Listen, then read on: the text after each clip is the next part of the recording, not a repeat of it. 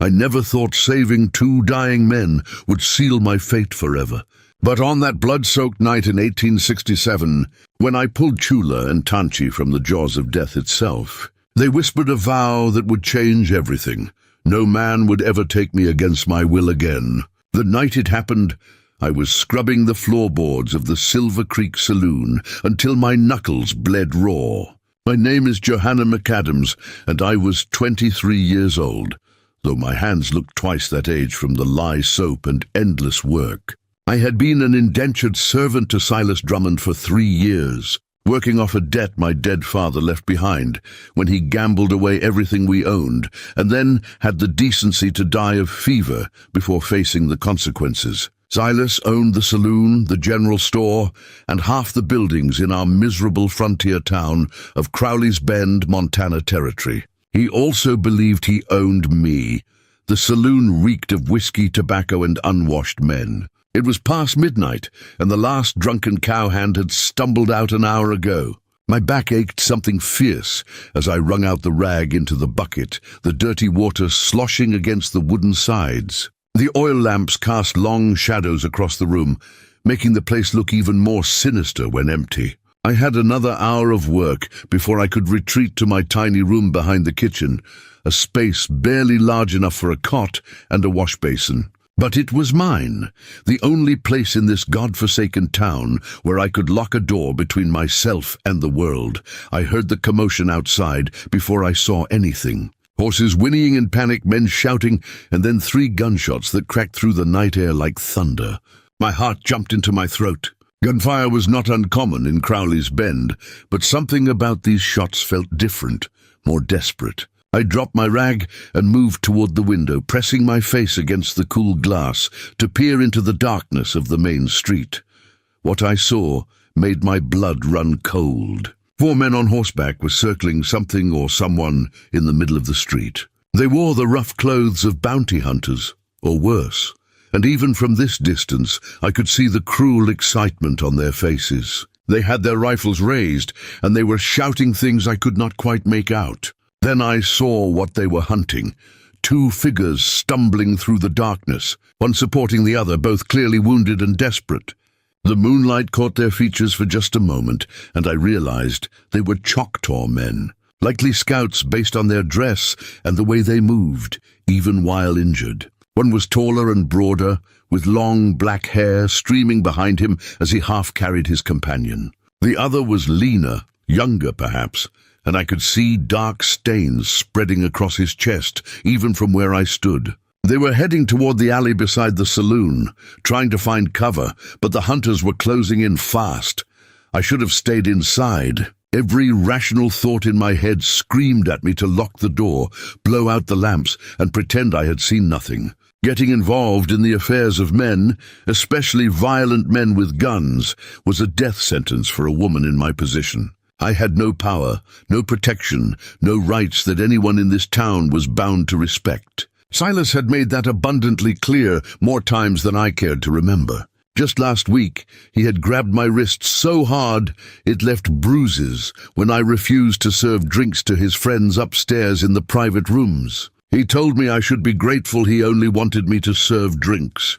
But something in the way those 2 men moved, the desperation and dignity mixed together, the way the larger one refused to leave his wounded companion, even as bullets kicked up dirt around their feet, it struck something deep in my chest. I thought of my own helplessness, my own years of being hunted in different ways, and before I could think better of it, I was moving. I ran to the back door of the saloon, the one that opened into the alley. My hands shook as I fumbled with the bolt, finally sliding it free. I threw the door open just as the 2 Choctaw men stumbled into the alley. They both spun toward me, and I found myself staring into the eyes of the larger man. Even in the darkness, even with blood and dirt covering his face, his eyes were striking, dark, intense, and filled with the intelligence that took me off guard. "In here!" I hissed, gesturing frantically. "Quickly, before they see you." The larger man, who I would later learn was called Chula, hesitated for only a heartbeat. He was assessing me, I realized, trying to determine if I was a threat or a trap. But the shouts of the hunters were growing closer, and the man he was supporting, Tanchi, was barely conscious, his head lolling against Chula's shoulder. Blood dripped steadily from a wound in his side, leaving a dark trail in the dirt. Chula made his decision.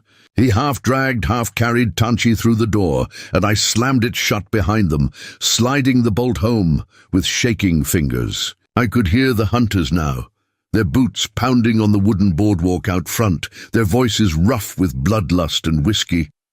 "Where did those redskins go?" one of them snarled. "They came down this way, I know they did."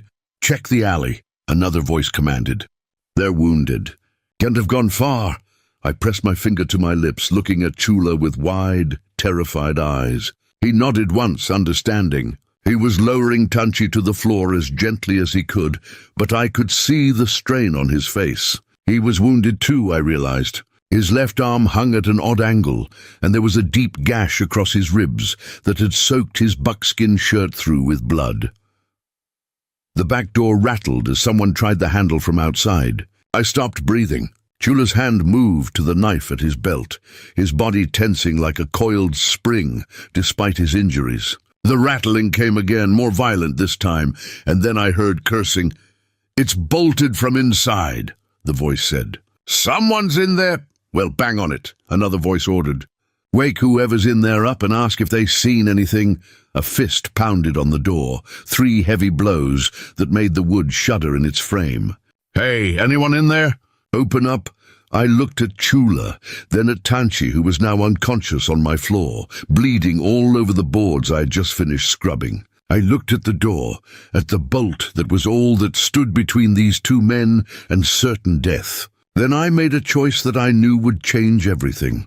I walked to the door, schooled my face into an expression of annoyed confusion, and slid the bolt open. I opened the door just wide enough to stick my head out, making sure to block any view of the interior with my body. "What in heaven's name is all this racket about?" I demanded, putting as much irritation into my voice as I could muster. "Some of us are trying to sleep." The man on the other side was exactly what I expected, unshaven, dirty, with mean little eyes and a rifle slung over his shoulder. He looked me up and down with an expression that made my skin crawl. "We're looking for 2 Indians, he said. "Wounded ones.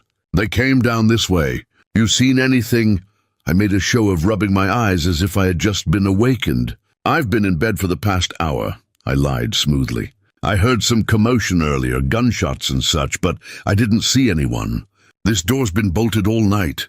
The hunter's eyes narrowed. "You sure about that? We know they came down this alley." "I'm sure I don't appreciate strange men pounding on my door in the middle of the night," I said, putting steel into my voice. "Mr. Drummond won't take kindly to his property being disturbed. You know how particular he is about his saloon and the people who work here." The mention of Silas Drummond's name had the desired effect. The hunter's expression shifted slightly. Everyone in Crowley's Bend knew better than to cross Silas, who had enough money and connections to make life very difficult for anyone who annoyed him. The irony was not lost on me, that the very man who had made my life a living hell might now be the thing that saved these 2 strangers. "Fine," the hunter growled. "But if you see anything, you report it to Sheriff Calhoun. There's a bounty on those 2. $50 each, dead or alive. I'll keep that in mind," I said, and shut the door firmly in his face. I slid the bolt home and stood there, my heart hammering so hard I thought it might burst from my chest. I could hear the hunters moving away, their voices fading as they continued their search elsewhere. I turned back to find Chula watching me with an expression I could not quite read. He had moved Tanchi into a more comfortable position and was pressing what looked like a torn piece of his own shirt against the wound in his brother's side. Yes, brothers, I was certain of it now. They had the same strong features, the same nose and jawline, though Chula was broader and his face was marked with more years and experience. "Thank you," Chula said quietly. His English was perfect, with barely an accent, which surprised me. "You did not have to do that. He needs help," I said, gesturing to Tanchi. "That wound is bad. If we don't stop the bleeding soon, he will die." Chula repeated, and something that might have been the ghost of a smile touched his lips. You speak as if you intend to help us further. Well, I've already lied to armed men and risked Mr. Drummond's wrath, I said, moving closer to examine Tanchi's wound.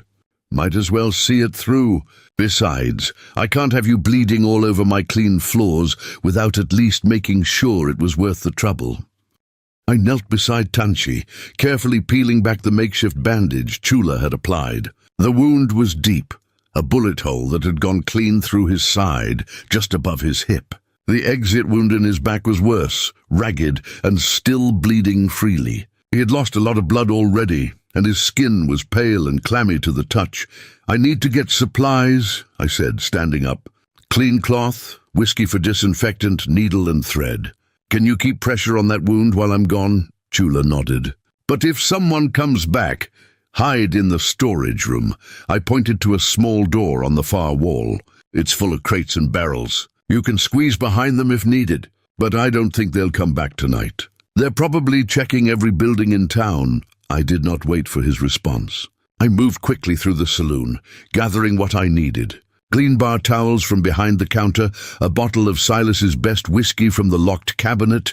He would beat me senseless if he knew, but that was a problem for tomorrow, and my sewing kit from my room. I also grabbed a tin of salve that old Mrs. Henderson had given me last year when I burned my hand on the stove. She said it was an old Cherokee recipe, good for wounds and burns alike. When I returned, Chula had removed his own shirt, revealing a muscled torso crisscrossed with scars, both old and new. The gash across his ribs was still bleeding, though not as badly as Tanchi's wound. I set my supplies down and poured whiskey over my hands, then onto a clean cloth. This is gonna hurt, I warned, kneeling beside Tanchi again. You might want to hold him down. Chula positioned himself at his brother's shoulders, ready to restrain him, if needed. I took a deep breath and began cleaning the wound with the whiskey-soaked cloth. Tanchi's eyes flew open and he gasped, his body arching off the floor. Chula held him firm, speaking to him in rapid Choctaw, words I could not understand, but that seemed to calm him somewhat. The wound was cleaner than I had feared once I got the blood wiped away. The bullet had missed anything vital, but the bleeding was still the main concern. I threaded my needle with practiced efficiency. My mother had been a seamstress before she died, and she had taught me to sew when I was barely old enough to hold a needle. I had never imagined I would be using those skills to stitch human flesh.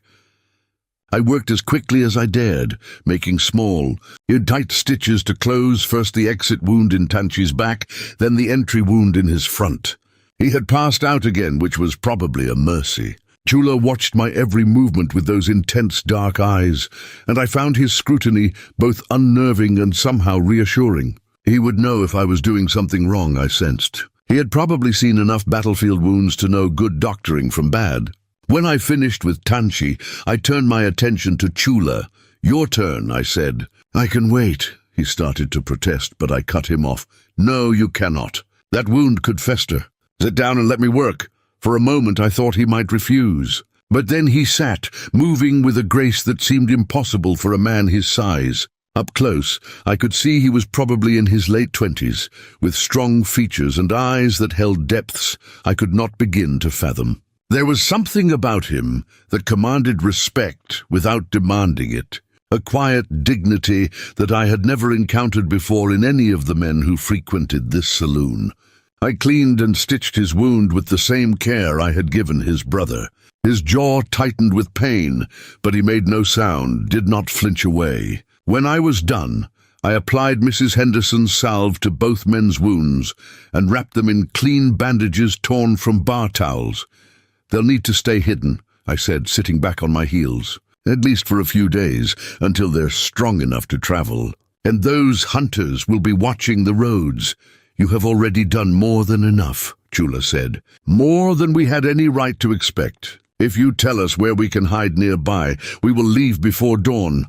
Don't be foolish, I said sharply. Your brother can barely breathe, and you're in no condition to carry him far. If those hunters find you outside town in your condition, you'll both be dead by noon. And if we stay here, we put you in danger, Chula countered. "What will happen when your master discovers us?"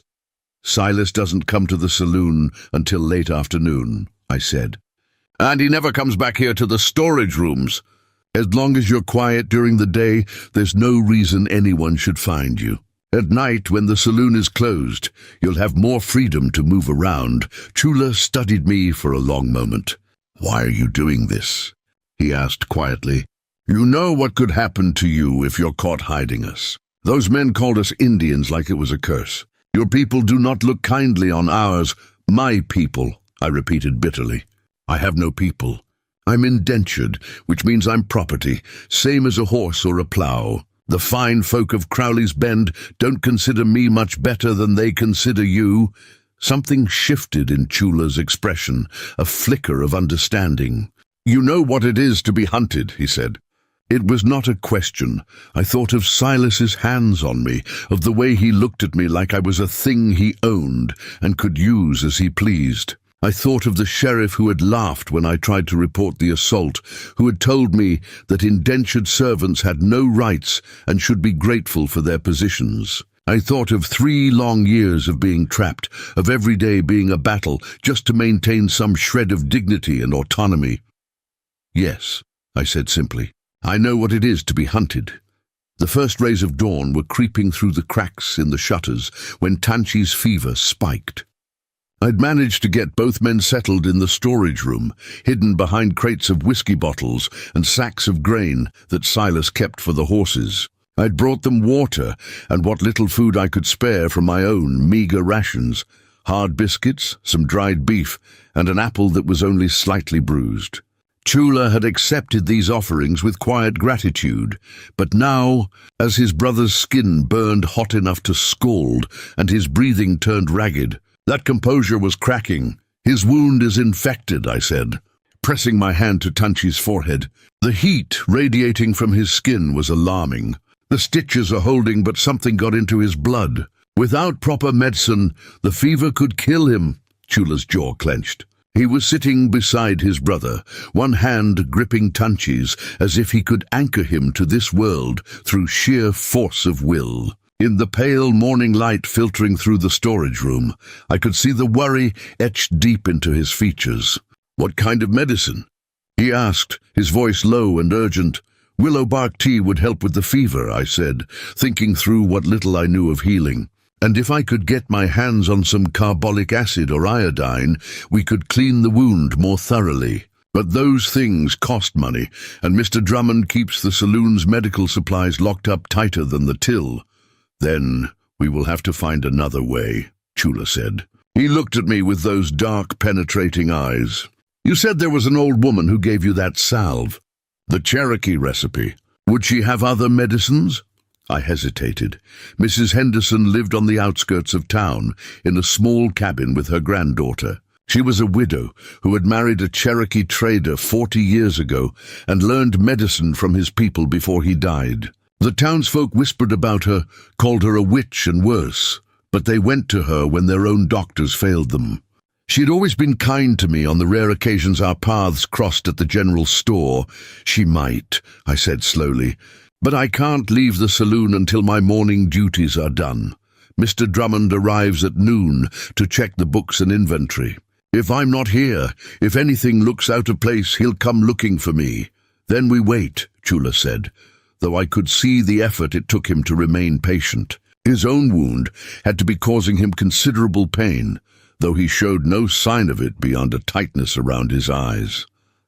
I spent the next few hours in a state of barely controlled panic. I scrubbed tables and swept floors with mechanical efficiency while my mind raced through every possible disaster. What if Tanchi's fever broke him and he cried out in delirium? What if one of the regular morning customers decided to poke around in the back rooms? What if Silas showed up early and demanded I account for the missing whiskey and the bloodstains I had scrubbed from the floor at 3 in the morning? But luck for once seemed to be on my side. The morning crowd was sparse, just a few cowboys nursing hangovers with beer and eggs. Silas did not appear until precisely noon, as was his habit. He was a large man with a florid face and thinning hair he combed over his balding pate. He wore expensive suits that never quite fit right over his considerable gut, and he carried a gold pocket watch that he checked obsessively. Everything about him screamed of a man who had clawed his way up from nothing and was terrified of sliding back down. "Miss McAdams," he said, his voice carrying that false joviality he used when other people were around. "I trust the saloon weathered the night's excitement without incident." "Excitement, sir." I kept my face carefully neutral as I wiped down the bar. "The shooting last night. Surely you heard it.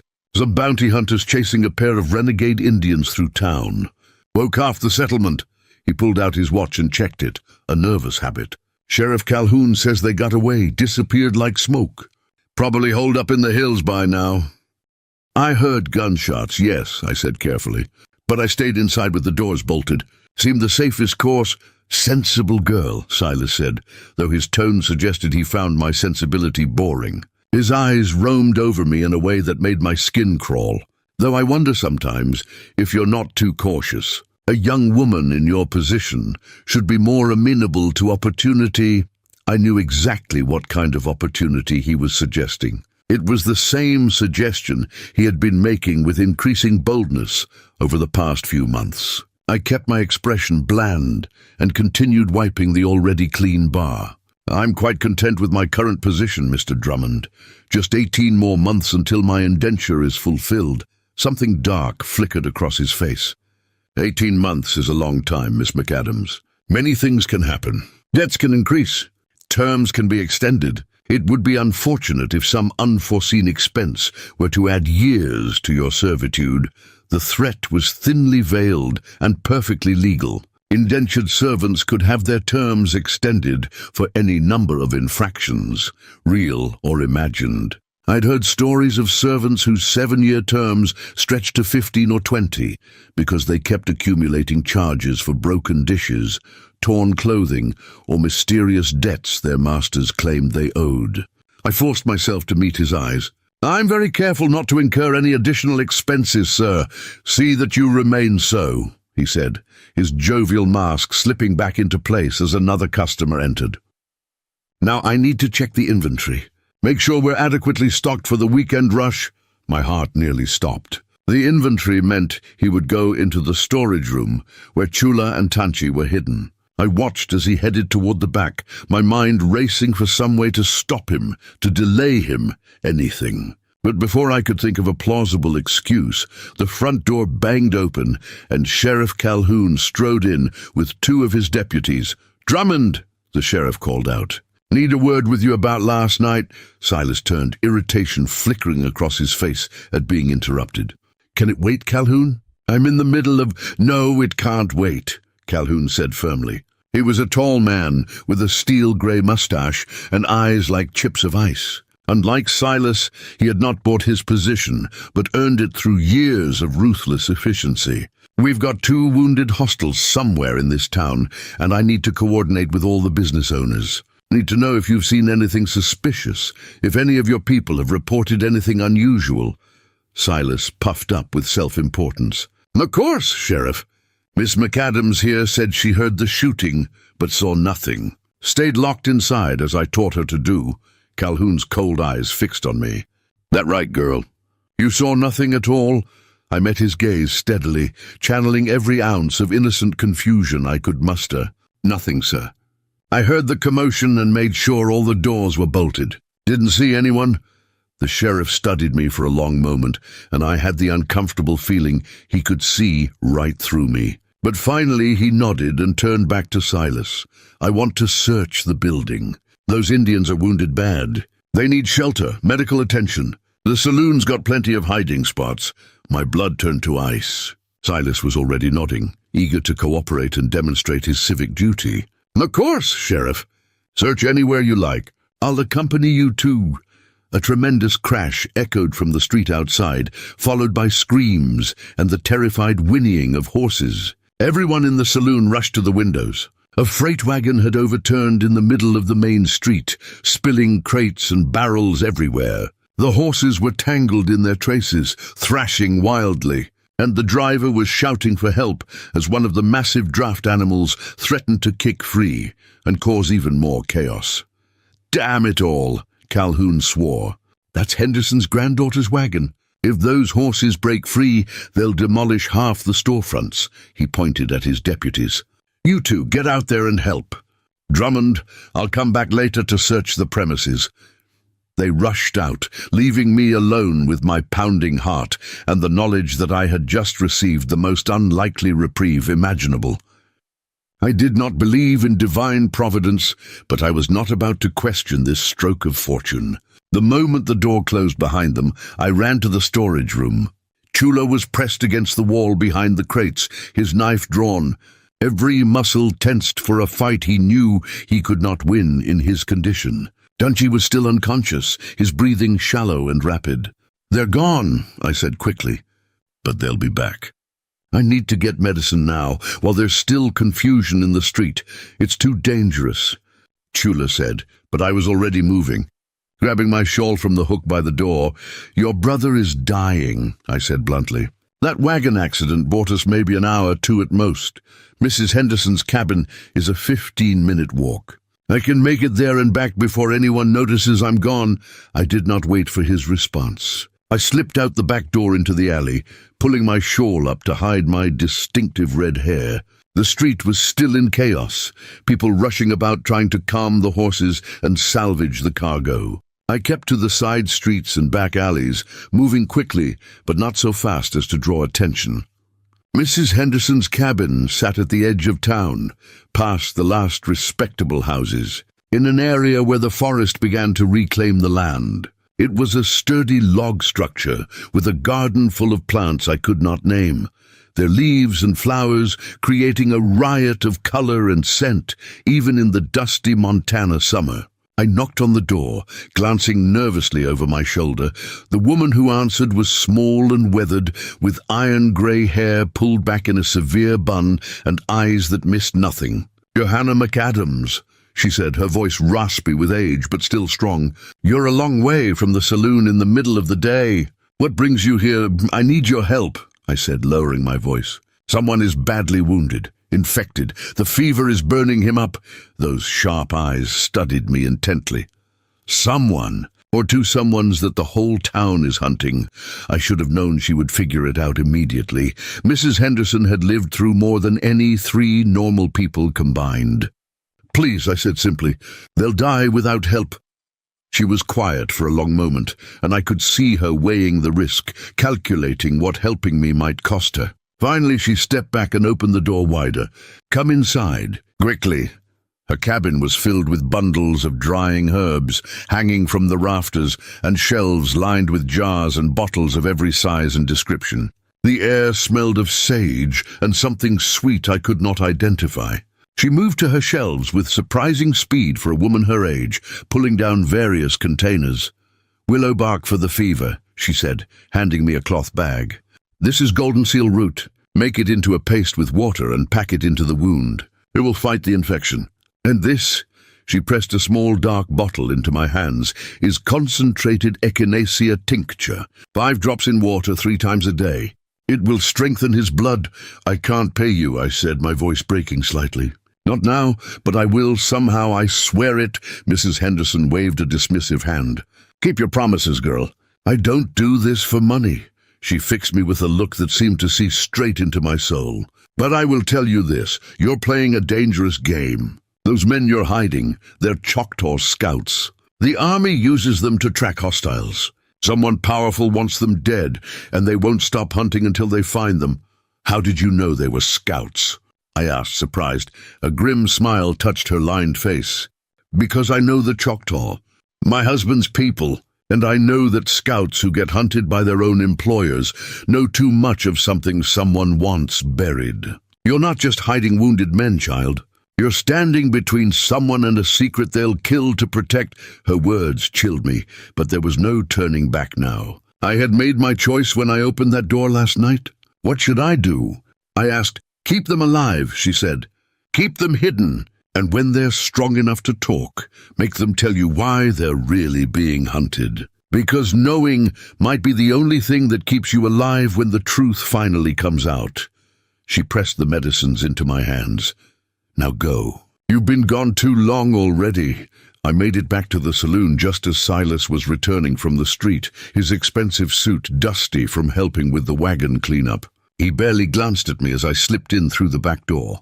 "Get the afternoon customers their drinks," he barked, "and clean up this mess. Place looks like a pigsty."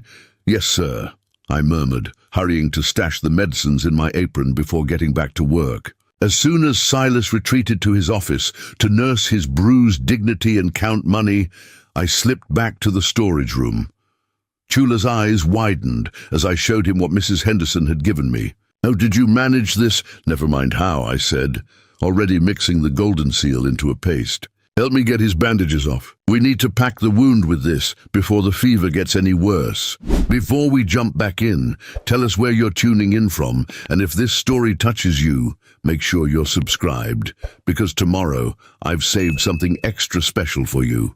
Working together in the dim light of the storage room, we cleaned and repacked Tanchi's wound with the golden seal paste. His skin was still burning hot, but I thought perhaps not quite as dangerously as before. I mixed the willow bark tea using water from the pump and held Tanchi's head up while Chula helped me get some of the liquid down his throat. He swallowed reflexively, still lost in fevered dreams. "The woman who gave you these medicines," Chula said quietly as we worked. "She knows what we are." "Yes," I said. "And she warned me that you're in more danger than I realized. She said you know something, that's why you're being hunted." Chula's expression grew guarded. "What else did she say?"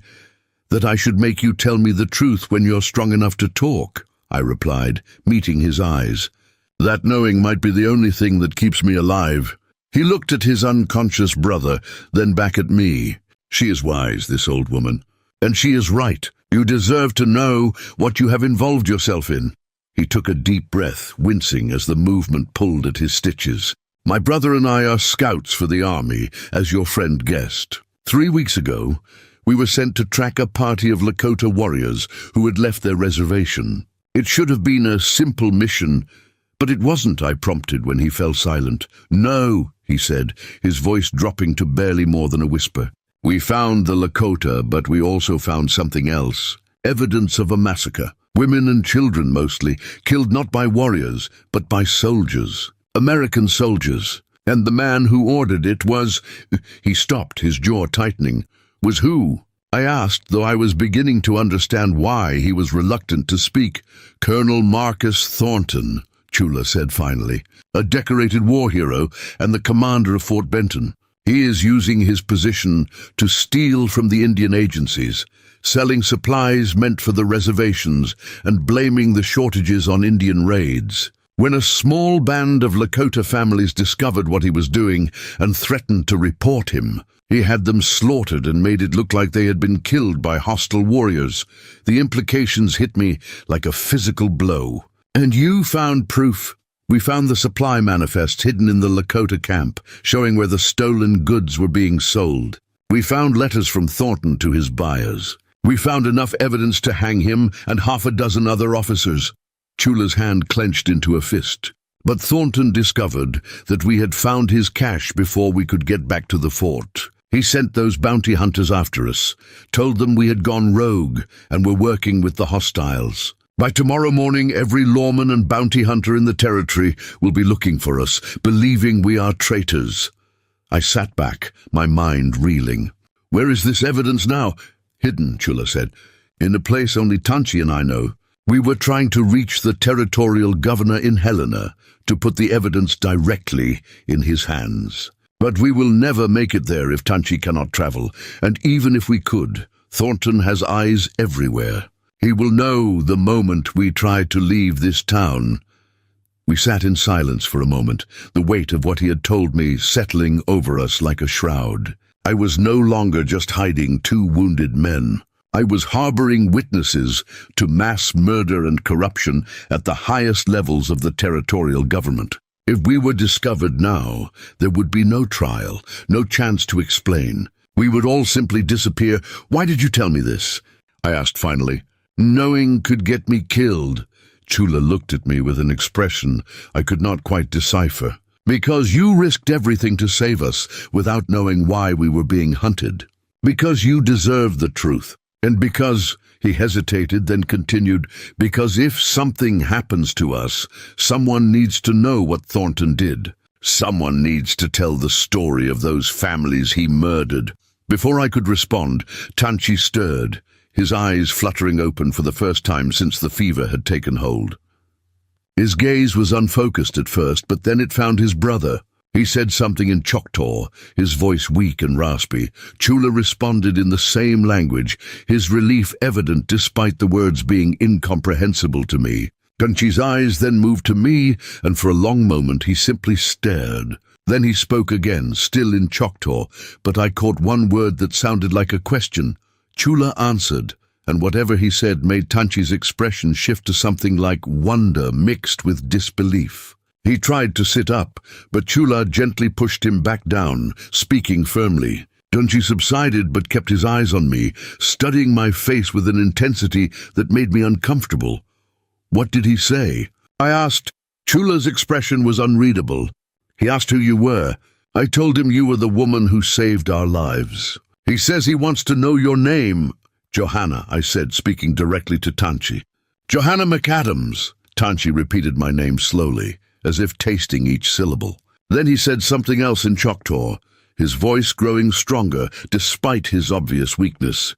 Chula's expression grew troubled, and he shook his head, responding in their language with what sounded like an argument. "What?" I demanded. "What is he saying?" Chula looked at me, and in his eyes I saw something that looked almost like awe. "He says that you are marked by the spirits, that what you did last night was not chance but destiny. And he says," Chula paused, seeming to struggle with how to translate. "He says that we owe you a debt that can never be repaid in one lifetime." The words hung in the air between us, heavy with meaning I did not fully understand. But before I could ask what he meant, voices echoed from the saloon above. Sheriff Calhoun had returned, and this time he had brought more men. The sound of boots on the wooden floor above our heads was like thunder in my ears. I counted at least 6 different sets of footsteps, maybe more. Chula was already moving despite his wound, positioning himself between the storage room door and his brother. His hand went to his knife, though we both knew it would be useless against 6 armed men. Tanchi struggled to sit up, his face pale but determined, clearly unwilling to die lying down. "Stay quiet," I whispered urgently. "Let me handle this." I slipped out of the storage room, closing the door behind me as softly as I could, and emerged into the main saloon, just as Sheriff Calhoun was instructing his men to spread out. Silas stood near the bar, looking both pleased and nervous at all the official attention. The sheriff's cold eyes fixed on me immediately. "Miss McAdams," he said, his tone deceptively pleasant. "We're going to conduct a thorough search of the premises now, starting with the back rooms and storage areas." "Of course, Sheriff," I said, forcing my voice to remain steady. "Though I'm not sure what you expect to find. It's just supplies back there. Whiskey crates, grain sacks, that sort of thing. Then you won't mind showing us," he said, gesturing for me to lead the way. It was not a request. My mind raced as I walked toward the back hallway. There was no way to warn Chula and Tanchi, no way to hide them better than they already were. If the men conducted even a moderately thorough search, they would be discovered within minutes. I needed a miracle, or at least a very good distraction. As if summoned by my desperate thoughts, the miracle arrived in the form of a commotion at the saloon's front entrance. A woman's voice, shrill with distress, cut through the tension. "Sheriff Calhoun! Sheriff, you must come quickly. There's been another shooting at the Henderson place." Everyone turned. The woman who had burst through the door was Mary Fletcher, the banker's wife, and one of the town's most prominent gossips. Her face was flushed, her bonnet askew, and she was breathing hard as if she had run all the way from wherever she had come from. "What are you talking about, woman?" Calhoun demanded, his search momentarily forgotten. "Mrs. Henderson's granddaughter, Emma," Mary gasped out. "She was bringing supplies back from Miller's Creek when someone shot at her wagon. That's what caused the accident earlier. It wasn't an accident at all. She just told Doc Morrison when he was treating her injuries. She said she saw 2 men on horseback following her, and then shots were fired. One of the bullets went right through the wagon seat, not 6 inches from her head. The sheriff's expression darkened. Why in hell didn't she say something earlier? She was too shaken, too scared, Mary said. But she's certain now. And Sheriff, she said the men who shot at her were wearing army uniforms, blue cavalry coats with yellow trim.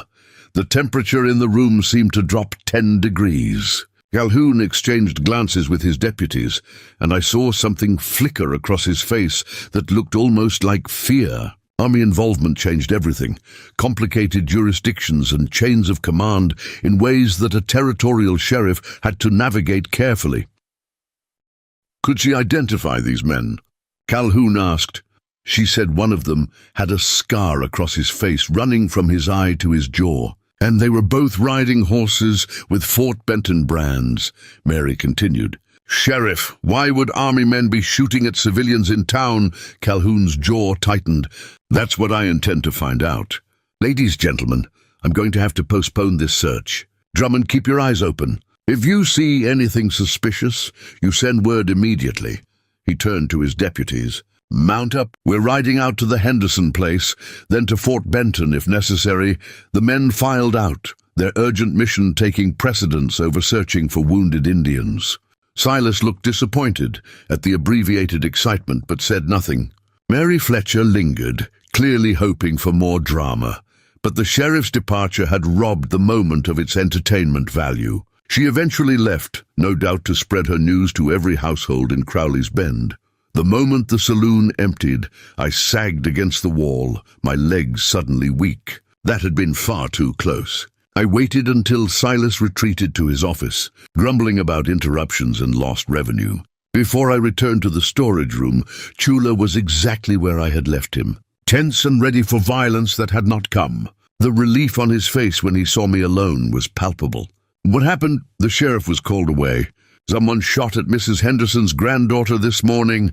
I knelt beside Tanchi, who was looking stronger, but still dangerously weak. Mary Fletcher said the shooters were army men from Fort Benton. Chula's expression turned grim. Thornton's men. They must have seen us talking to Emma Henderson yesterday when we stopped at her grandmother's cabin to get water. They are eliminating anyone who might have seen us, anyone who could place us in the area.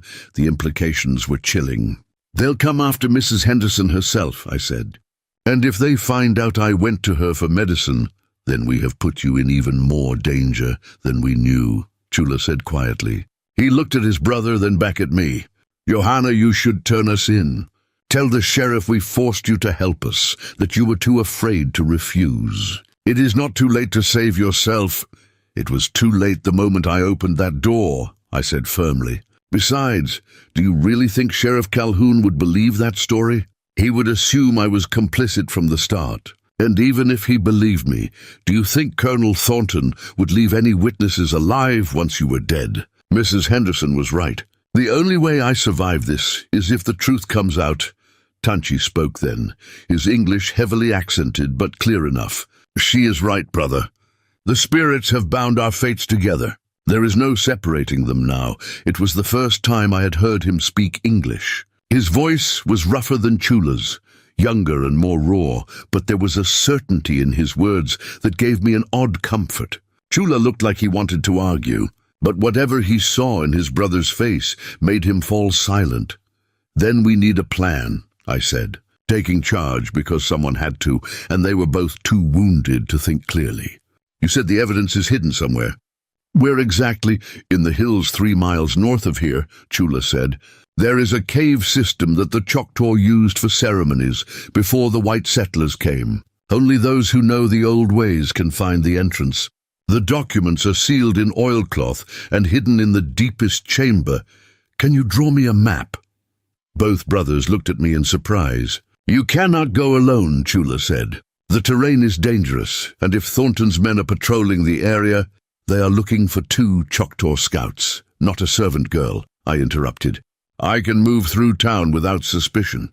You 2 can barely stand, much less ride 3 miles into the hills. If we are going to get that evidence to the territorial governor, someone needs to retrieve it, and right now, I'm the only option we have. Chula started to protest, but Tanchi cut him off with a sharp word in Choctaw. The 2 brothers argued back and forth in their language for a full minute, their voices low, but intense. Finally, Chula turned back to me with a look of resignation.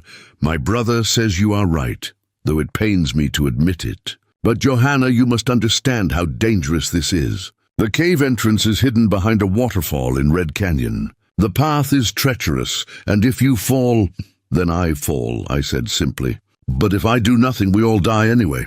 At least this way, we have a chance." Chula studied me for a long moment, and I saw something shift in his expression, a deepening respect mixed with something else I could not quite identify. "You are unlike any woman I have ever met," he said quietly.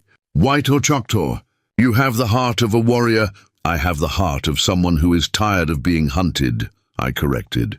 "Now, are you going to draw me that map or not?" He did, using charcoal from the stove and a piece of paper I tore from Silas's ledger when he was not looking. The map was detailed, showing landmarks and trails I would need to follow. Red Canyon was north of town, past the Henderson cabin, and into the foothills, where the pine forest grew thick. The waterfall he described was seasonal, fed by snowmelt, and behind it was a crack in the rock face, barely wide enough for a person to squeeze through. "Once you are inside, follow the left passage until it splits," Chula instructed. "Take the right fork at the split. It will lead you deeper into the mountain. You will know you are in the right place when you see the cave paintings. Our ancestors marked the sacred chamber with images of the sun and moon. The documents are hidden beneath a flat stone in the center of that chamber. I studied the map, committing every detail to memory. How long will it take me to get there and back? If you leave at first light and move quickly, you could be back by noon, Chula said. But Johanna, you must be careful. The cave is sacred to my people. There are stories that say it is guarded by spirits who do not take kindly to intruders. I will take my chances with spirits over Colonel Thornton's men, I said, folding the map and tucking it into my bodice. Right now I need to finish my duties and try to act like everything is normal.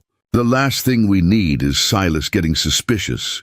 The rest of that evening was torture. I served drinks and food to the usual crowd of cowboys and miners, smiled at their crude jokes, and deflected their grabbing hands with the practiced ease of 3 years' experience. All the while, my mind was on the map, hidden against my heart, and the 2 wounded men in the storage room who were depending on me. Silas was in an unusually foul mood, barking orders and complaining about the day's interruptions. Twice he cornered me in the back hallway, standing too close and letting his hands wander where they had no business being. I endured it because causing a scene would only make him more suspicious, but each touch made my skin crawl. It was past midnight when the last customer finally stumbled out into the night. I was cleaning glasses when Silas approached the bar, his face flushed from whiskey and his eyes glittering with an unpleasant intent I knew all too well. "You've been jumpy all day," he said, leaning against the bar in a way that blocked my exit. "Something on your mind, Johanna?" "Just tired, Mr. Drummond," I said, keeping my voice neutral. "It has been a long day." "Every day is a long day for a servant," he said, reaching out to touch a strand of my hair that had escaped my bun. "But it doesn't have to be so hard. You could make things easier on yourself, more comfortable. If you are willing to be friendlier." I stepped back, putting the bar between us. "I think I will retire for the night, sir. Unless there is anything else you need." His expression darkened. "There is plenty I need, girl. And you would do well to remember that I own you for the next 18 months. Every breath you take, every bite of food you eat, it is all by my grace. You should show more gratitude." "I am grateful, Mr. Drummond," I lied through clenched teeth. "But I'm also very tired. Please, may I go?" For a moment, I thought he was going to refuse, going to assert his authority in the way I had been dreading for months. But then footsteps sounded on the stairs, and one of the saloon girls, a woman named Ruth who rented a room upstairs, appeared. Her presence, even though she worked for Silas in her own way, was enough to make him step back. "Fine," he growled, "but we will continue this conversation tomorrow.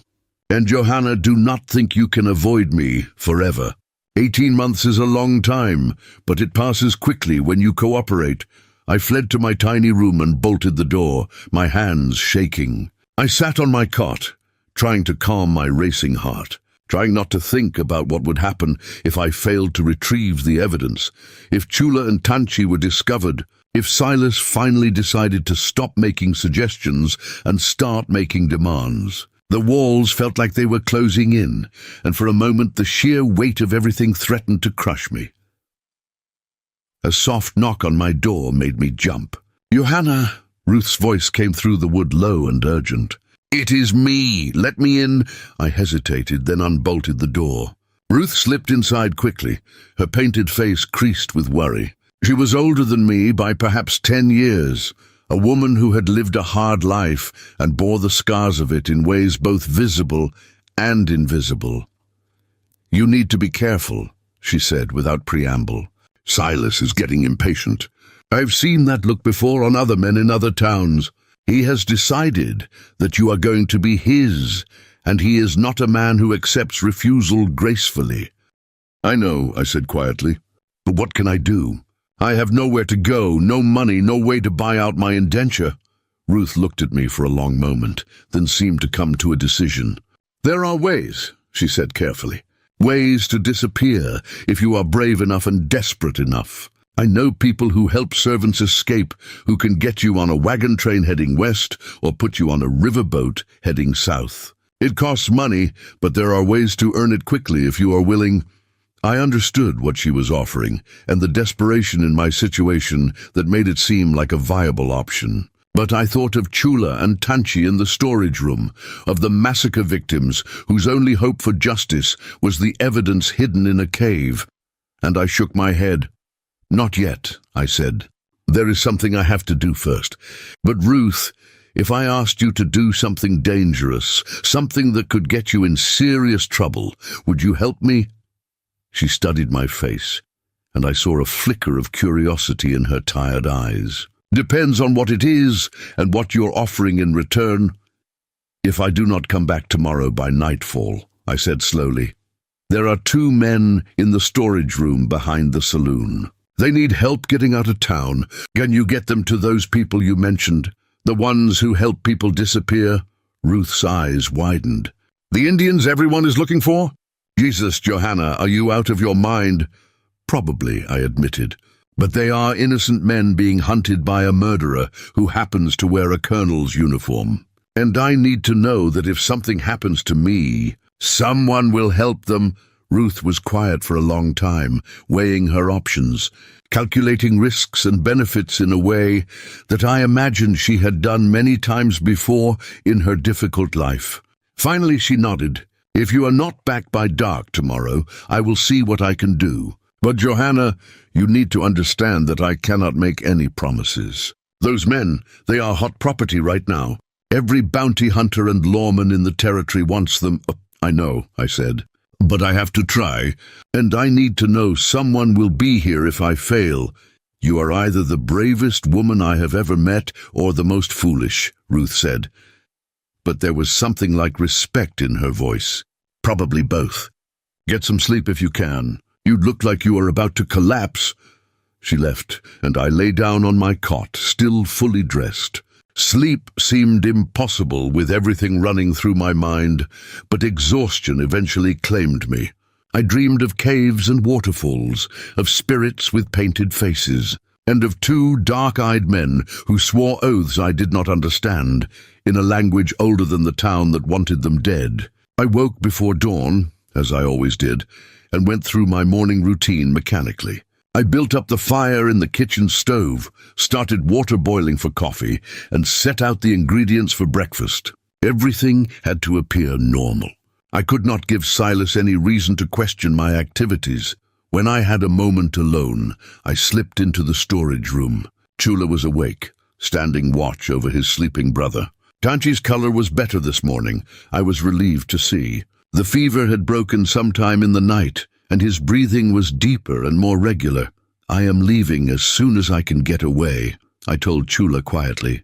"Silas usually goes to the bank at mid-morning. That will give me a window of several hours before he notices I am gone." Chula reached out and caught my wrist, his grip gentle but firm. "Johanna, if you are caught, then I will claim I was picking berries and got lost," I said. "It is a thin excuse, but it is the best I have. Chula, we are running out of time. If Thornton's men are already shooting at people who might have seen you, how long before they decide to search every building in town? Consequences be damned." He knew I was right, even if he hated it. "May the spirits watch over you," he said quietly. "And Johanna, if something happens, if you cannot come back, do not worry about us. We will find another way. Nothing is going to happen," I said with more confidence than I felt. "I will be back by noon with the evidence, and then we can figure out the next step." Tanchi's eyes opened, and he looked at me with an intensity that was unnerving. He said something in Choctaw, and Chula responded. The younger brother pushed himself up on one elbow, ignoring his brother's protests, and reached out to touch my hand. His grip was weak but insistent. "He says you must take this," Chula translated as Tanchi pressed something into my palm. It was a small leather pouch on a cord, worn smooth with age and use. "It is a medicine bag, blessed by our grandmother who was a healer. He says it will protect you from harm and guide you to the sacred place." I wanted to refuse, to say that I did not believe in such things, but the earnestness in Tanchi's eyes stopped me. I slipped the cord over my neck, tucking the pouch beneath my dress where it rested warm against my skin. "Thank you," I said simply. Tanchi spoke again, longer this time, his voice stronger. Chula listened, then looked at me with an expression I could not read. "He says that when you return, we must speak of serious things. He says the spirits have shown him a path, and it involves you." "I do not understand," I said. "Neither do I," Chula admitted. "But my brother has always been more attuned to the spirit world than I am. When he speaks of visions and portents, it is wise to listen." I had no time to pursue this mysterious statement. I heard Silas moving around upstairs, and I needed to be at my post before he came down. "I have to go," I said. "I will be back as soon as I can."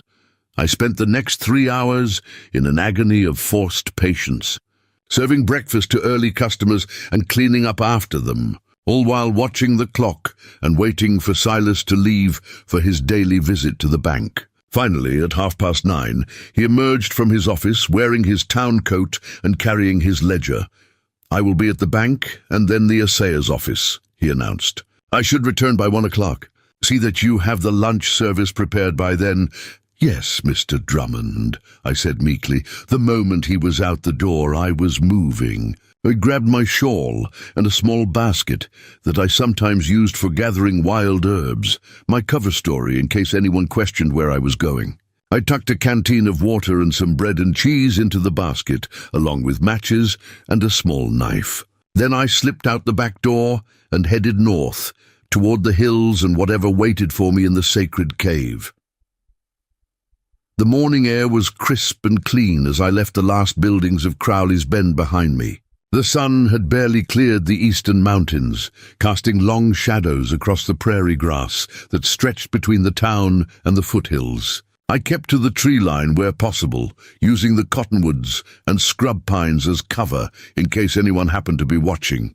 My heart hammered in my chest, not from exertion, but from the sheer audacity of what I was attempting. A servant girl, alone and unprotected, heading into wilderness that even experienced men approached with caution. The Henderson cabin came into view after about 20 minutes of steady walking.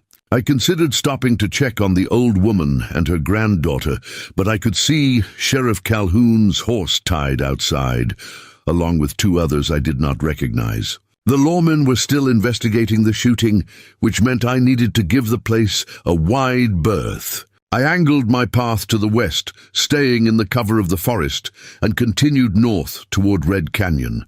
Preparing and narrating this story took us a lot of time, so if you are enjoying it, subscribe to our channel. It means a lot to us now. Back to the story. The terrain grew rougher as I climbed into the foothills. What had been gentle slopes near town became steeper inclines, dotted with loose rock and thick underbrush. My skirts caught on brambles more than once, and I had to stop periodically to untangle myself. I cursed the impracticality of women's clothing, designed more for appearance than function. What I would have given for a pair of men's trousers and sturdy boots, instead of my worn button-up shoes that were never meant for hiking. I consulted Chula's map frequently, matching landmarks to his careful drawings. There was the lightning-struck pine he had marked, its blackened trunk standing like a skeletal finger against the sky. Beyond it, I could see the distinctive double-humped ridge that indicated I was approaching Red Canyon. The sound of rushing water reached my ears, faint at first but growing louder as I pushed through a dense stand of aspens. The waterfall appeared suddenly, a curtain of white water tumbling 30 feet down, a rust-colored cliff face. The morning sun caught the spray, creating rainbows that danced and shifted in the mist. It was beautiful, in a wild, untamed way that made my breath catch. For a moment, I forgot why I was here and simply stood in awe of nature's power, but I had no time for sightseeing. According to the map, the cave entrance was behind the waterfall, accessible by a narrow ledge that ran along the cliff face. I approached cautiously, my shoes slipping on the wet rocks near the pool at the waterfall's base. The roar of falling water was deafening this close, and the spray soaked through my shawl within seconds. I could barely see through the curtain of water, but I felt along the rock face until my fingers found the edge of the ledge Chula had described. It was narrower than I had imagined, barely 18 inches wide and slick with moss and spray. One wrong step would send me plunging into the churning pool below, and I had no illusions about my chances of survival if that happened. I took a deep breath, gripped the rock face with both hands, and began to inch my way along the ledge. The waterfall thundered beside me, so close I could feel the force of it vibrating through the stone.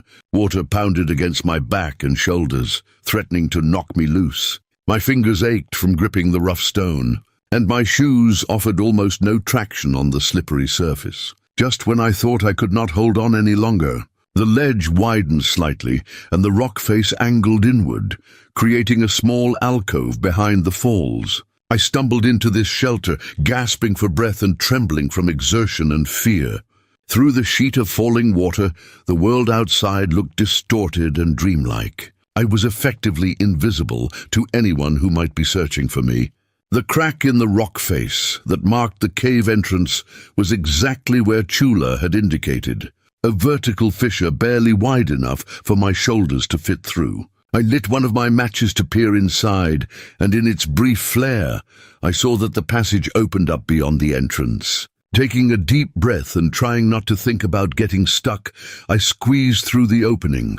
The darkness on the other side was absolute. I lit another match and held it up, seeing rough stone walls that glistened with moisture.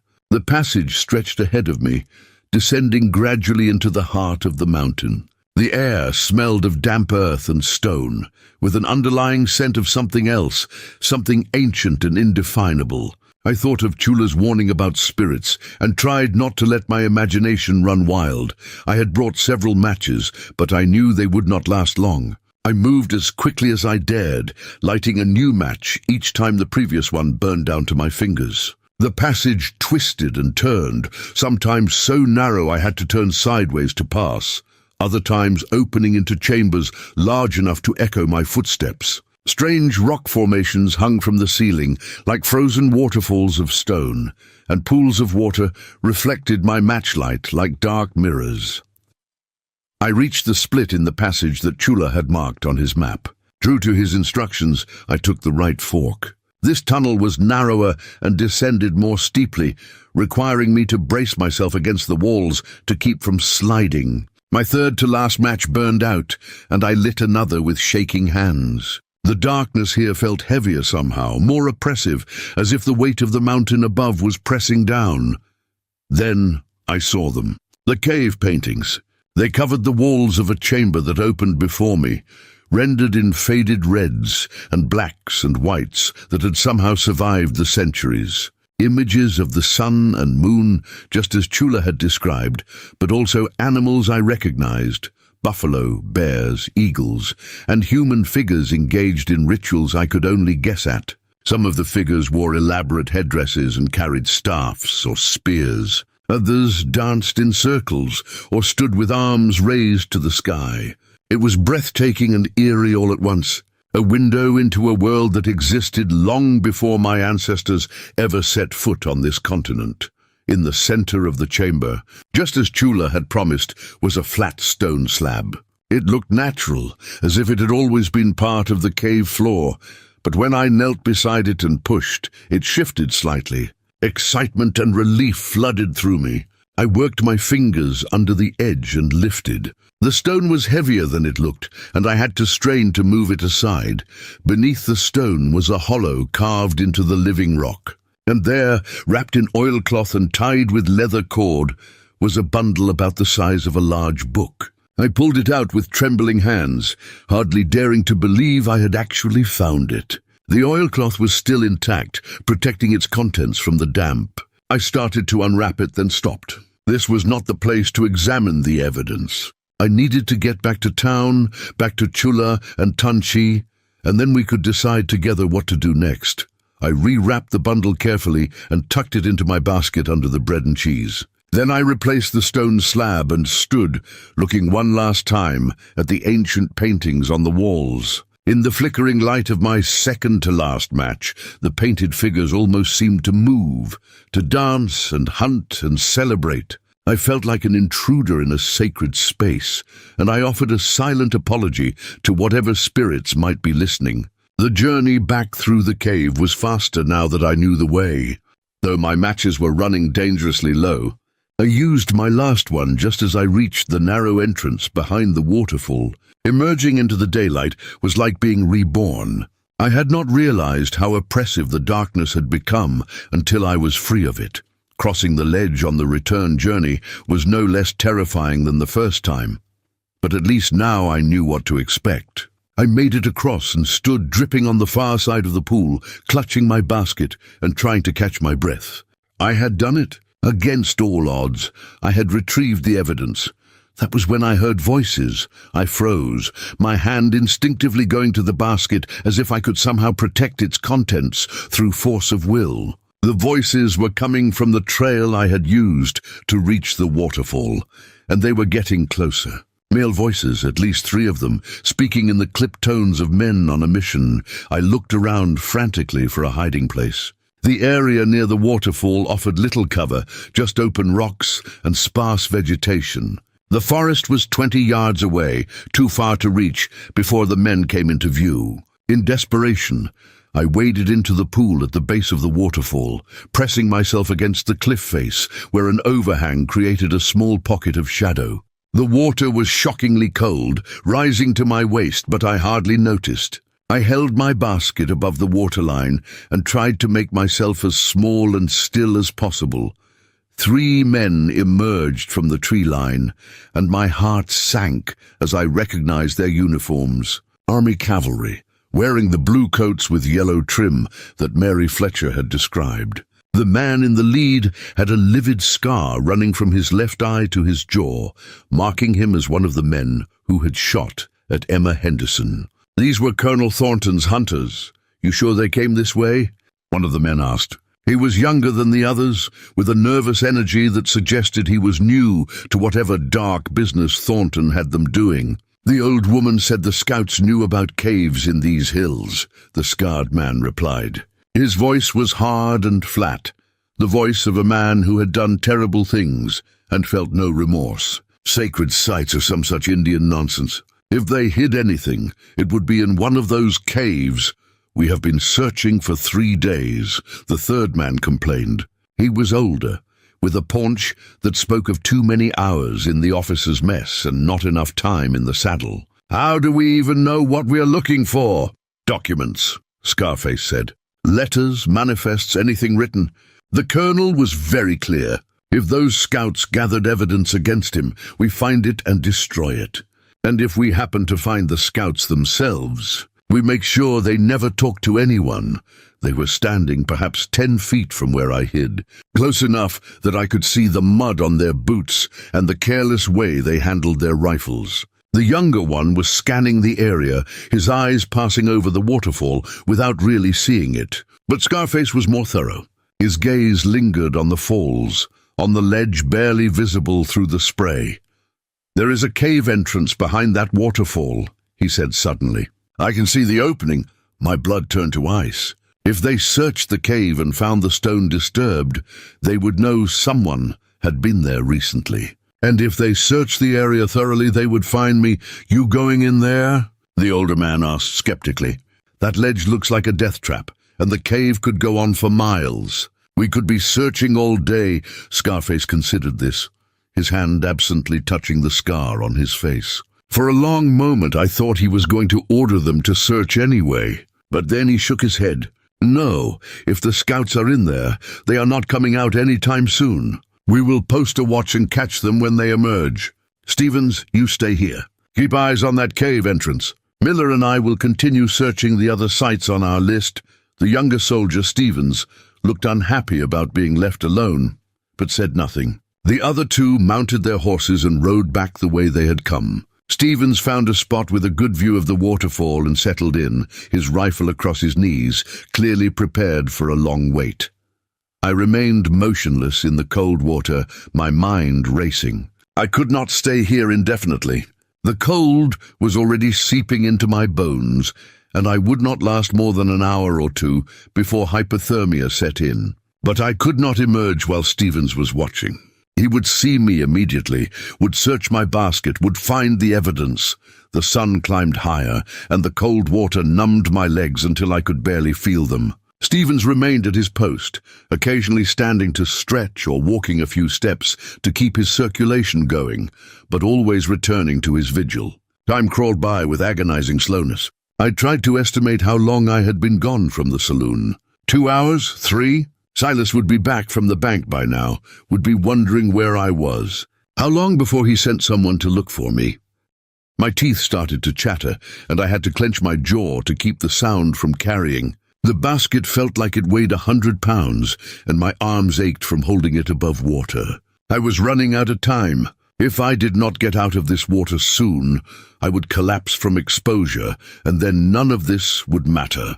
The evidence would sink to the bottom of the pool, and Chula and Tanchi would die for nothing. A hawk's cry split the air, sharp and piercing. Stevens looked up, scanning the sky. The hawk cried again, closer this time, and I saw a large red-tailed hawk diving toward the soldier. It swooped low enough that Stevens had to duck, cursing and waving his arms. The hawk circled and dove again, its talons extended, clearly agitated about something. Stevens stumbled backward, trying to fend off the attacking bird with his rifle. The hawk was relentless, diving and crying out with a fury that seemed almost human. Finally, Stevens had enough. He turned and ran toward the tree line, the hawk pursuing him, still screaming its challenge. They disappeared into the forest, and I could hear Stevens crashing through the underbrush, the hawk's cries echoing after him. I did not waste a second. I hauled myself out of the water, my numb legs barely supporting my weight. Water streamed from my clothes as I stumbled toward the trail, clutching my basket. Every step was agony, my muscles cramped and unresponsive from the cold. I could hear Stevens somewhere in the forest, still trying to escape the hawk, but I did not look back. I ran as fast as my frozen legs would carry me, putting distance between myself and the waterfall. I was perhaps a quarter-mile down the trail when feeling started returning to my legs, bringing with it a burning pain that made me gasp. But I could not stop. I had to get back to town before Stevens returned to his post and realized someone had been there. I forced myself to keep moving, driven by desperation and the knowledge that I carried the only hope for justice in my waterlogged basket. The sun was high overhead when I finally saw the outskirts of Crowley's Bend. I had made a wide circle to avoid the Henderson cabin and any other places where Thornton's men might be watching. My dress was still damp, my hair had come completely undone from its bun, and I was covered in mud from falling twice on the trail. I looked like I had been dragged backward through hell, which was not far from the truth. I approached the saloon from the back alley, praying that I could slip in unnoticed. But as I reached for the door handle, it opened from inside. Ruth stood there, her face pale with worry. "Thank God," she breathed. "Johanna, where have you been?" Silas has been tearing the place apart looking for you. I fell in the creek, I lied quickly. It was a weak story, but it was all I had. I was picking herbs and slipped on the rocks. I hit my head and must have been dazed for a while. I'm sorry, I know I should have been back hours ago. Ruth's eyes flicked to my basket, then back to my face. She knew I was lying, but she said nothing. Get upstairs and change before he sees you like this, she said quietly. I will tell him you just got back and are cleaning yourself up. But Johanna, you need to be more careful. He was furious, talking about extending your indenture for abandoning your duties.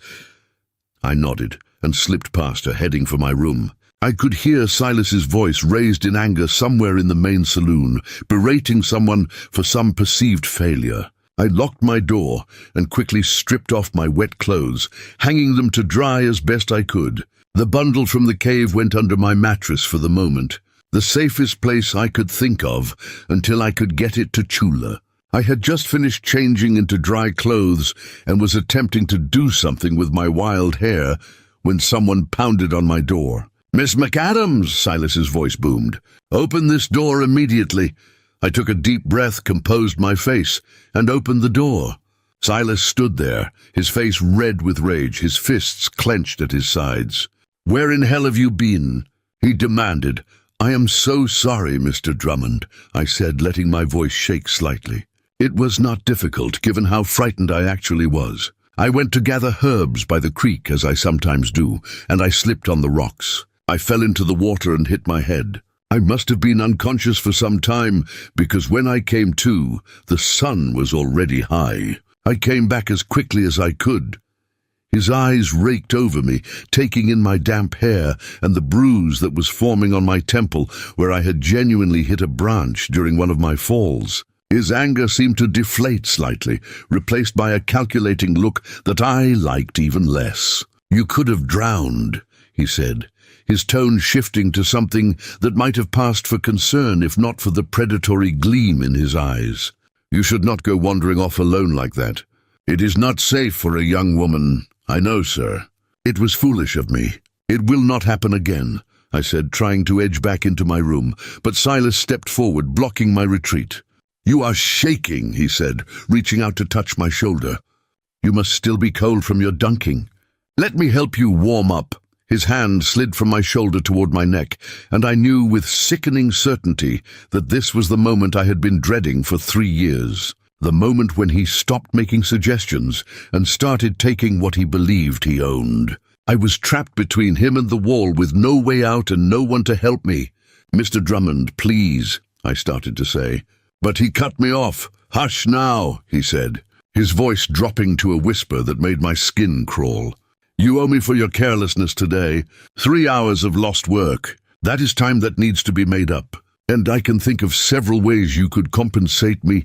His other hand came up to cup my face, and I saw in his eyes that there would be no talking my way out of this. He had decided, and men like Silas Drummond always got what they decided they wanted. I was opening my mouth to scream, knowing it would do no good, when a voice cut through the moment like a knife. "Take your hands off her." We both turned. Chula stood at the end of the hallway, leaning heavily against the wall for support, but with his knife drawn, and held with the easy competence of someone who knew exactly how to use it. His face was pale from blood loss and the effort of moving, but his eyes were hard as flint. Silas stumbled backward, his face cycling through shock, fear, and then rage. "You," he sputtered. "You are one of those Indians everyone is looking for. How did you get—" "That does not matter," Chula said quietly. His English was perfect, his tone reasonable, but the knife in his hand promised violence. "What matters is that you are going to step away from Johanna, walk downstairs, and forget you ever saw me. If you do not, if you call for help or try to harm her, I promise you will not live to see the sheriff arrive." For a long moment, Silas seemed torn between his lust for me and his fear of the armed man threatening him. Self-preservation won. "This is not over," he said, pointing at me. "You are harboring a criminal. When the authorities find out, and they will find out, you will hang right alongside him." "Perhaps," I said, finding my voice. "But you will still be dead. Now get out, Silas fled, his footsteps heavy on the stairs. The moment he was gone, Chula sagged against the wall, the knife clattering to the floor. I rushed to his side, supporting his weight. "You should not be up," I said. "Your wound—" "I heard you come back," he said, his voice strained. "Then I heard him threatening you. I could not stay hidden while he hurt you. You saved me," I said simply. "Again, it seems we are developing a habit of saving each other." He looked at me, and despite his pain and exhaustion, I saw something warm in his eyes. "Perhaps that is what the spirits intended," he said. "But Johanna, we have a bigger problem now. That man will report me. We need to leave tonight before the whole town comes looking." "I know," I said. "But first, I need to show you something." I helped him back to the storage room where Tanchi waited, looking stronger but still weak. Then I retrieved the bundle from under my mattress and brought it to them. Chula's eyes widened as I unwrapped the oilcloth to reveal the documents inside. Letters in Colonel Thornton's own hand, detailing the theft of supplies and the payments he received from corrupt traders. Manifests showing goods that never reached the reservations, but somehow ended up in warehouses owned by Thornton's associates. And most damning of all, a journal entry describing the massacre, written in Thornton's neat script, justifying the murder of innocent people as a necessity to protect his lucrative scheme. "You found it," Tanchi breathed, his English still accented but clear. "You actually found it." "Yes," I said. "Now, we just need to figure out how to get it to someone who can use it, before Silas brings the law down on all of us." We had less than an hour before Silas would return, with Sheriff Calhoun and however many men he could muster. I stood in the storage room, my mind racing through impossible options while Chula and Tanchi conferred quietly in Choctaw. The evidence sat on a crate between us, damning papers that could bring down a decorated colonel, but would more likely get us all killed if we could not figure out how to use them. "The territorial governor is in Helena," Chula said finally, switching back to English. "It's a 3-day ride from here, maybe 4 given our condition. We would never make it. Thornton has men watching every road out of town." "What about the telegraph office?" I suggested. "We could wire the governor, tell him what we have." Tanchi shook his head, wincing at the movement. "The telegraph operator, Marcus Webb, he drinks with Thornton's men at the saloon every Saturday night. He would read any message we sent and report it immediately." "Then we need someone else," I said, frustration creeping into my voice. "Someone Thornton does not own, someone with enough authority that they cannot be easily silenced." Ruth's voice came from the doorway, making all 3 of us jump. "There is someone," she said quietly. She had changed from her usual saloon dress into traveling clothes, and she carried a small carpet bag. "Judge Nathaniel Blackwood. He is circuit judge for the territory, and he is in Virginia City right now holding court. That is only a day's ride south of here." "How do you know this?" I asked. Ruth's expression was unreadable. "Because I make it my business to know things that might be useful. Information is currency in my line of work. Judge Blackwood has a reputation for being incorruptible, which is why he has enemies in every town he visits. He also has federal authority, which means he can order investigations and arrests without needing approval from local officials. If anyone can act on that evidence, it is him." Chula studied Ruth with the same intense scrutiny he had first used on me. "Why are you helping us? You are putting yourself at great risk, because I am tired of watching powerful men hurt people and face no consequences," Ruth said flatly. "And because Johanna asked me to help if she did not return. Well, she returned, but the situation is worse than before. So I am helping." I looked at Ruth with new appreciation. "You are coming with us? Someone needs to. You cannot travel alone with 2 men, even wounded ones, without causing talk. But a group of travelers, including women, that is less suspicious. Besides, I know the back trails to Virginia City. We can avoid the main roads where Thornton's men will be watching. We will never make it out of town," Tanchi said. His English was improving with use, I noticed. "By now the whole settlement knows we are here. They will be watching every exit." "Not every exit," Ruth said with a small smile. "There is a wagon leaving in 20 minutes. heading south to pick up supplies from a ranch. The driver owes me favors. He can hide you in the back under tarps and cargo. Once we are clear of town, we transfer to horses I have arranged to be waiting at Miller's Creek. From there, we ride hard for Virginia City. I stared at her in amazement. You arranged all this in the last hour. I told you, information is currency.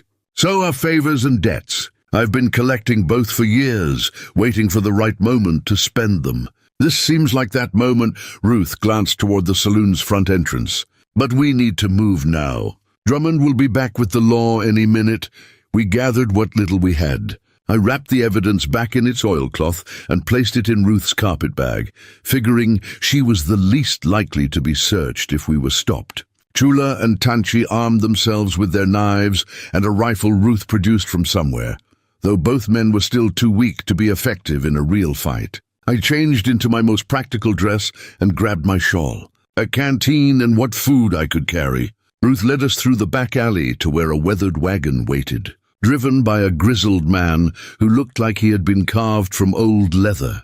He did not ask questions, just jerked his head toward the wagon bed. We climbed in, and he quickly covered us with canvas tarps and sacks of grain. The smell was overwhelming, and the space was cramped, but it was better than being caught. The wagon lurched into motion. Through gaps in the canvas, I could see slivers of sky and the occasional building passing by. We were moving through town at a casual pace, nothing to draw attention. I heard voices, people going about their daily business, completely unaware that 3 fugitives were passing within feet of them. Then the wagon stopped. My heart nearly stopped with it. Heavy footsteps approached, and I recognized Sheriff Calhoun's gravelly voice. "Hold up there, Jenkins. Need to search your wagon." "What for, Sheriff?" the driver asked, his tone bored. "I'm just heading out to pick up supplies from the Rawlins place, looking for 2 Indians and possibly a woman. Drummond says they are hiding in his saloon. Figure they might try to sneak out in a supply wagon." I heard Calhoun walking around the wagon, his boots crunching on the dirt. "What you got under all those tarps?" "Grain sacks, mostly. Some empty crates I'm returning to Rawlins. You are welcome to look, Sheriff, but it is going to take a while to unload and reload all this." There was a pause, and I could almost feel Calhoun weighing his options. Then another voice called out from somewhere behind us. "Sheriff! Drummond says he saw them heading toward the livery stable. They might be trying to steal horses," Calhoun cursed. "Check the wagon anyway," he ordered someone, and my blood ran cold. But the voice that responded was young and uncertain. "Yes, sir. Let me just, There was the sound of someone climbing onto the wagon, and then a hand lifted the edge of the tarp near my feet. I held my breath, pressing myself as flat as possible into the wagon bed. The deputy's face appeared, young and nervous, and for a horrible moment our eyes met.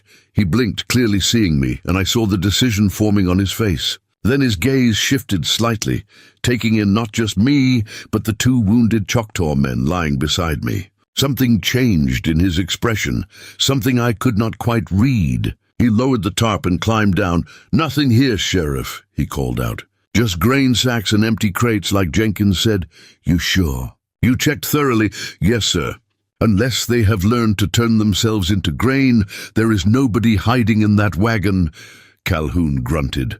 "Fine, get moving, Jenkins. And you, deputy, with me. We have got a livery stable to search." The wagon started moving again, and I did not dare breathe properly until we were well clear of town. When we finally stopped about 2 miles down the road, Jenkins pulled back the tarps.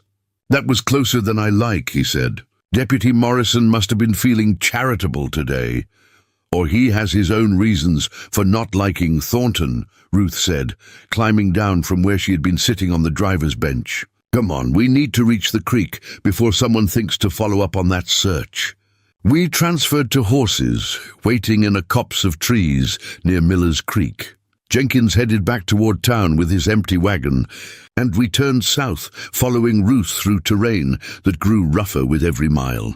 Chula and Tanchi were struggling, I could see, their faces tight with pain, despite their efforts to hide it. But we could not stop, could not slow down. Every minute we spent on the trail was another minute for Thornton's men to realize we had escaped and come after us. The afternoon sun was merciless, beating down on us as we climbed into the mountains that separated Crowley's Bend from Virginia City. Ruth led us along narrow trails that wound through pine forests and across rocky ridges. Several times we had to dismount and lead the horses through terrain too treacherous to ride. My legs ached, my back screamed in protest, and my hands were raw from gripping the reins, but I did not complain. Chula and Tanchi were suffering far worse, their wounds reopening from the exertion, fresh blood staining their shirts. We stopped once, briefly, at a small spring to water the horses and refill our canteens. Tanchi nearly collapsed getting off his horse, and Chula caught him, both brothers leaning against each other for support. Ruth looked at them with a practiced eye and shook her head. They need rest and medical attention. We are pushing them too hard. We have no choice, I said, though guilt gnawed at me. If we stop now, we might as well have stayed in Crowley's Bend and waited for Thornton to find us. She is right, Chula said through gritted teeth. We keep moving. We have survived worse than this. The sun was lowering toward the western peaks when exhaustion finally forced us to make camp in a sheltered hollow surrounded by pine trees. We built no fire, afraid the smoke would give away our position. Ruth distributed dried meat and hard biscuits from her supplies, and we ate in silence, too tired for conversation. I must have dozed off despite my intention to stay alert, because I woke to find Tanchi shaking me gently. The sky showed the first grey hints of dawn. We should move, he said quietly. We have a long day ahead. We rode through the morning, the landscape growing more dramatic as we climbed higher into the mountains. Ruth navigated with confidence, leading us through passes I never would have found on my own. By midday, we had crossed the highest ridge, and Virginia City came into view in the valley below. A sprawling settlement that looked like civilization itself after our desperate flight. 2 more hours, Ruth said, pointing toward the town. We can make it by early afternoon, but as we began our descent, I saw dust rising on the trail behind us, riders moving fast despite the difficult terrain. My heart sank as I counted at least 6 horses, maybe more. We have company, I called out to Ruth. She looked back and cursed. Thornton's men. They must have picked up our trail at Miller's Creek. We need to move faster. We urged our exhausted horses into a gallop, racing down the mountainside toward Virginia City. The town was so close now, tantalizingly close, but our pursuers were gaining ground. I could hear them shouting behind us, could hear the thunder of their horses' hooves. A rifle shot cracked through the air, and I ducked instinctively. The bullet struck a tree trunk beside the trail, sending bark flying. They were shooting to kill now, no longer worried about taking us alive. We burst out of the tree line into open ground. Virginia City spread before us. Ruth pointed toward a large building in the center of town. "The courthouse!" she shouted. "We have to reach the courthouse." More shots rang out closer now. Our horses were blown, foam flying from their mouths, but we pushed them harder. The edge of town was just ahead, buildings and people coming into view. I saw faces turning toward us, surprised by the commotion. Then Chula's horse stumbled, nearly throwing him. He managed to stay in the saddle, but the stumble cost us precious seconds. The pursuing riders were almost upon us now, close enough that I could see their faces, see the determination and murderous intent written there. We reached the first buildings of Virginia City, our horses clattering onto the main street. People scattered, shouting in alarm.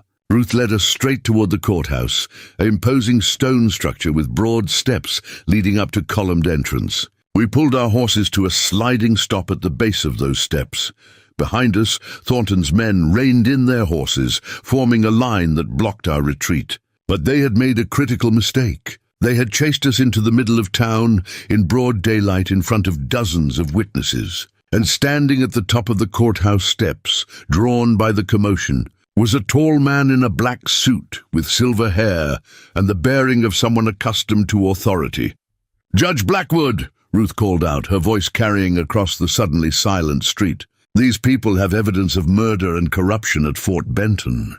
Evidence that Colonel Marcus Thornton has been trying to destroy." The judge's sharp eyes took in the scene. 4 exhausted riders, 2 of them clearly wounded, being pursued by armed soldiers. His expression hardened. "Everyone stand down," he commanded, his voice brooking no argument. "No one fires a weapon in my town. Soldiers, you will lower your rifles immediately." For a moment, I thought Thornton's men might defy him. But the judge's authority, combined with the growing crowd of townspeople gathering to watch, made them hesitate. It was the opening we needed. Judge Nathaniel Blackwood descended the courthouse steps with measured deliberation, his presence commanding silence from the gathered crowd. He was perhaps 60 years old, with steel-gray hair and eyes that missed nothing.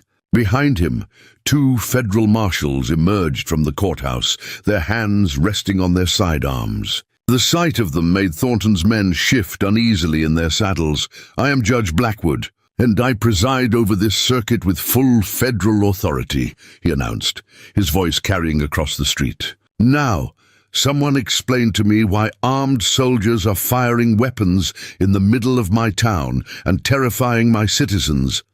The leader of Thornton's men, a sergeant with a scarred face I recognized from the waterfall, urged his horse forward. "These people are fugitives, Your Honor. They are harboring deserters and have stolen military documents. We are acting under orders from Colonel Thornton to apprehend them. Colonel Thornton has no jurisdiction in Virginia City," Blackwood said coldly. "And even if he did, firing rifles on a public street is reckless endangerment. You will surrender your weapons to my marshals immediately, or you will spend the night in my jail cells, contemplating the consequences of defying a federal judge." The sergeant's face flushed with anger, but he was trapped.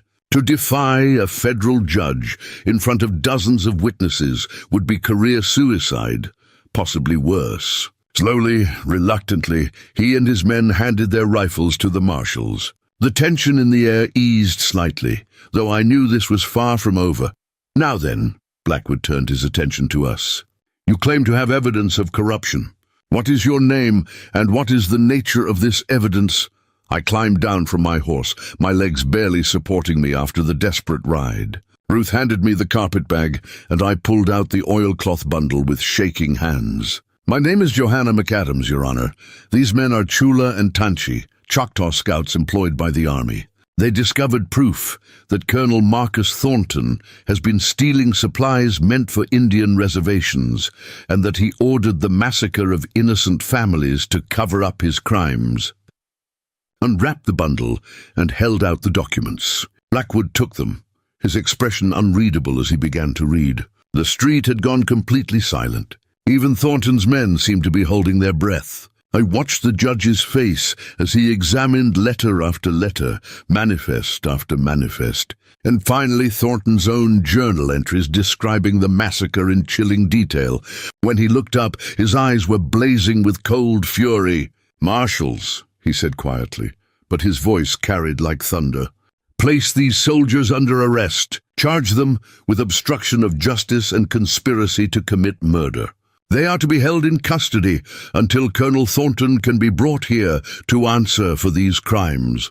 The marshals moved forward, and Thornton's men were disarmed, dismounted, and led away toward the jail. The crowd began to murmur, excited whispers spreading through the gathered townspeople like wildfire.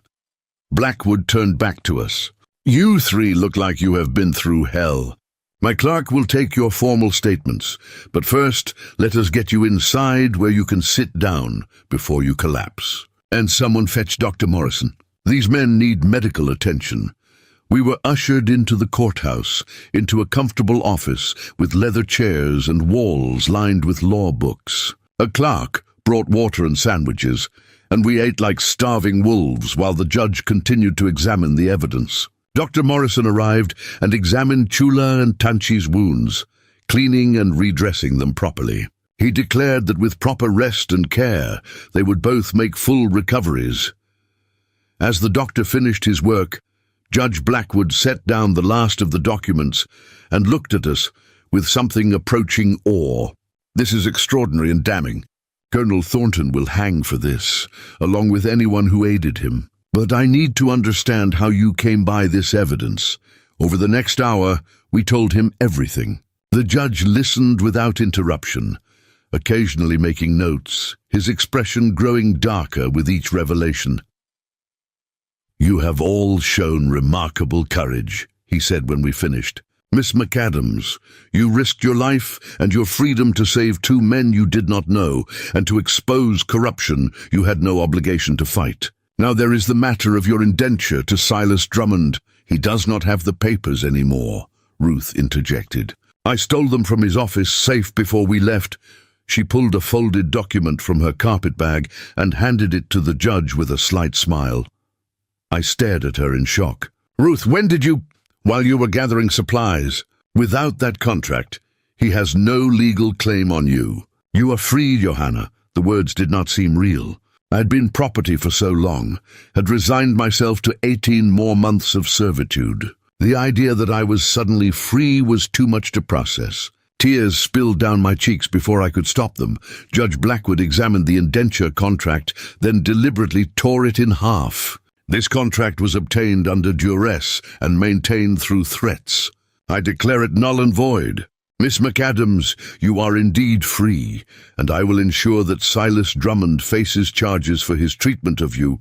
Chula reached over and took my hand, his grip warm and steady. When I looked at him, I saw not just gratitude in his eyes, but something deeper, something that made my breath catch.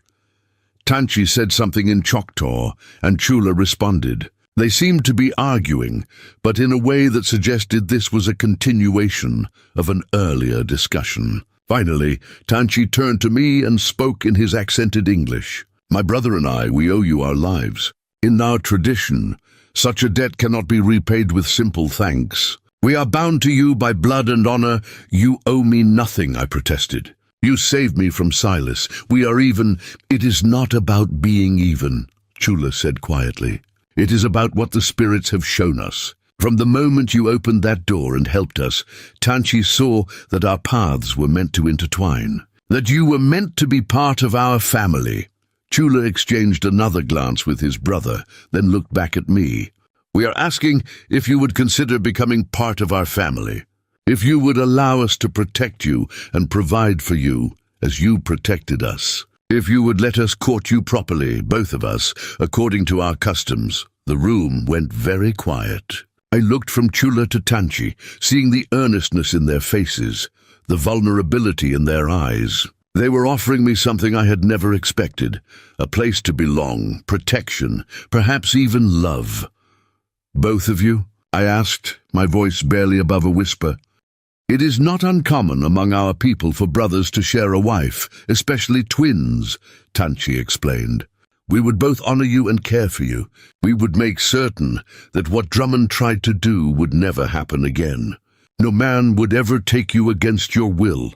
I looked at these two men who had turned my life upside down in the span of a few days. Men who had risked their own escape to save me from Silas, who had offered me partnership instead of ownership. "I would like that," I said quietly. "I would like to learn your customs and your language. I would like to see where this path leads."